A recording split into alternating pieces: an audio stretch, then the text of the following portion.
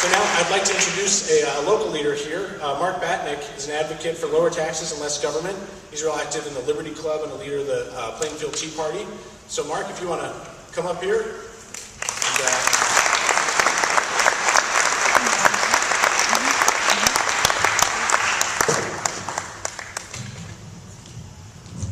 I'm going to stall as long as I can because whoever scheduled me to go after Dr. Villar, wow, that's a tough act to follow. Was she not great? Was that not a tremendous speech?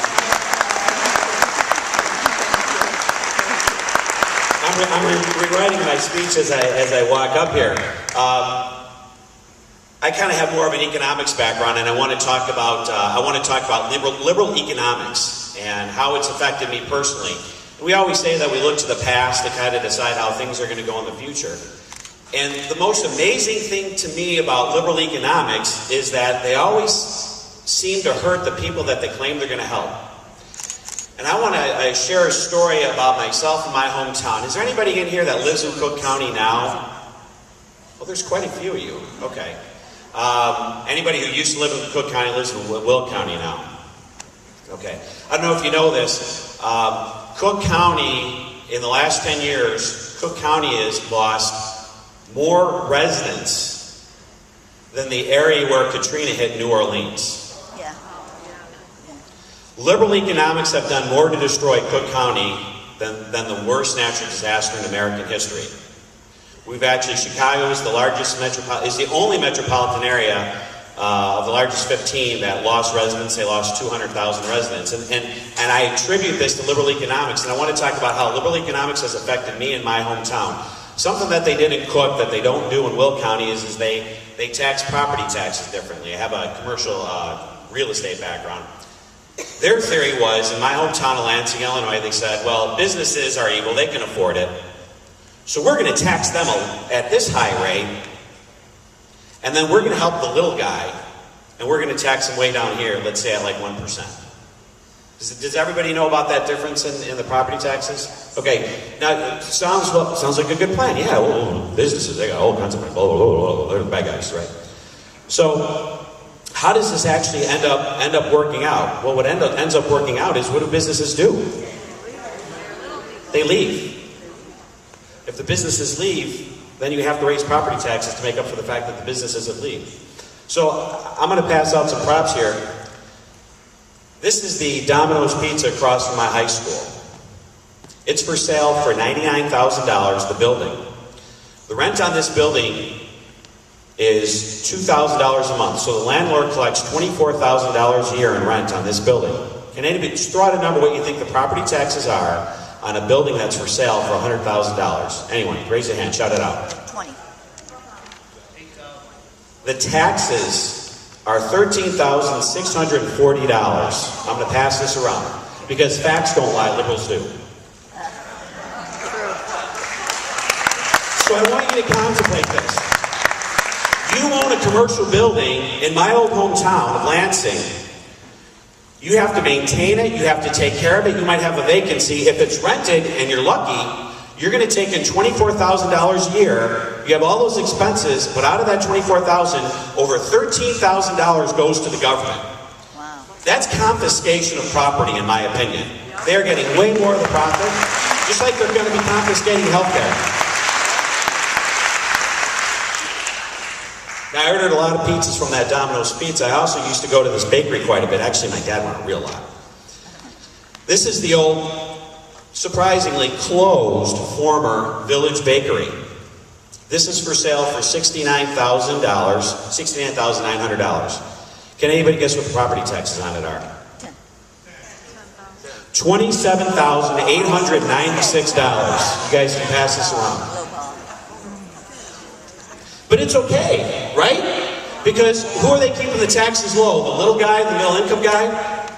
And the funny thing about that is, last time I checked, lower income and middle income people eat pizzas and donuts, and you just raise the cost of a donut pizza when you do that. But it's okay, because, well, taxes are low for the people who need it. Well, I pulled this up this morning, date's on here. This is a home in my subdivision of Oakwood Estates. It is for sale. Now, you don't know what it's going to sell for. It's for sale. Sorry, Diddy. It's for sale for $114,000. Now, the theory was that they were going to keep the property taxes low for the guys who need it, right? So they used to have like a 1% rate. But when all the businesses leave, somebody has to pay the bill.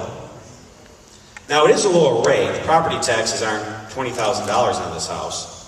But a house for sale in my subdivision, similar to my house that I grew up in, that's only worth $114,000 at best right now, the property taxes on that are $6,596 per year.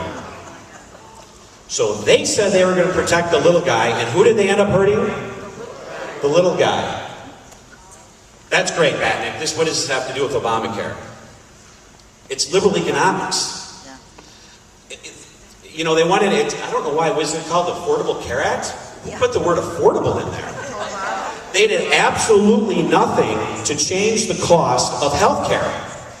If anything, their economics are, just like this, is going to increase the cost of health care. And I don't know how you do things that are going to increase the cost of health care and decide to cover more people. I'm going to give you some examples. There's a tax on medical devices. Is that going to make health care more affordable for anybody? No way. Does anybody know what flexible spending accounts are? Yes. It's just crazy. Because I'm self-employed, a small business, I can't write off my healthcare expenses, but big businesses can. Unions can, all those people can, I can't. Well, this is going to make it more, this is another example of how it's going to make it more expensive for me.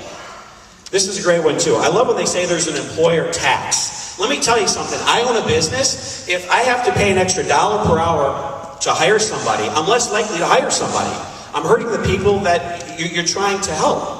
When I look at the cost of hiring an employee, I don't say, well, he's $10 an hour and I got these $5 in taxes over here per hour, and that'll come out of this hole-in-the-ground pot of gold I have because I'm a small business owner. I say the total cost of the employer is $15 an hour, and I base my decisions on that. That's not going to help the little guy.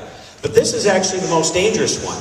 They're capping the profit that a healthcare company can make. Now, who's self-employed out here? Raise your hand. All right, what do you do? Janet, what kind of business? My husband and I have a small business, Mesco Incorporated, mechanical maintenance. Mechanical maintenance. If the government said, okay, you can only make X amount of dollars in mechanical maintenance, how many people are going to go into that field? None. Less, right? So what's going to happen with this law is you're going to have less competition. What person says less competition is going to decrease price? Have you ever heard of that? Have anybody heard the word monopoly? And they're looking for the ultimate monopoly, which is single-payer government health care, which is going to happen because you're going to have less and less competition. Now, there's conservative solutions to these problems. Wouldn't it be great if you could buy across state lines? Yes, exactly. That would increase competition. I'm going to wrap it up quickly here. I just got the signal. But, you know, Dr. Villar talked about the eroding of healthcare. You know, liberal economics is eroding Chicago, it's eroding Illinois, it's eroding Detroit, you see the emails, it's eroding California. If we don't do something about Obamacare, it's going to erode the United States of America. We can't let that happen. Thank you very much.